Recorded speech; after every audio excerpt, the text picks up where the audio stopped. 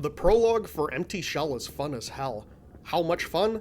After recording my footage for this video, OBS decided to corrupt the file during encoding, and instead of giving up, I went back in and recorded another half hour of gameplay for a video that will probably get a dozen views at best.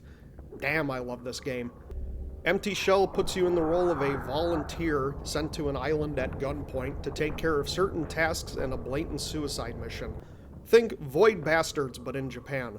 You'll encounter all kinds of horror on the island as you scavenge for goods and fight for your survival to do things like align an antenna or restart generators.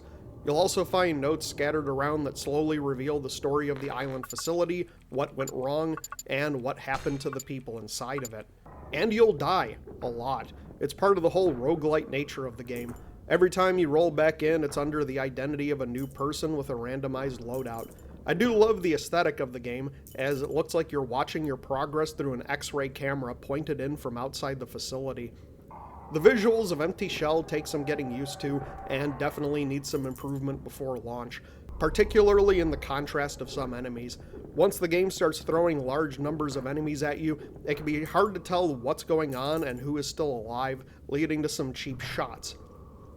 In a world where Steam releases roughly 600,000 games every 2 hours though, having a unique visual style really helps the game stand out. Your best hope for survival is to keep calm and take the game room by room.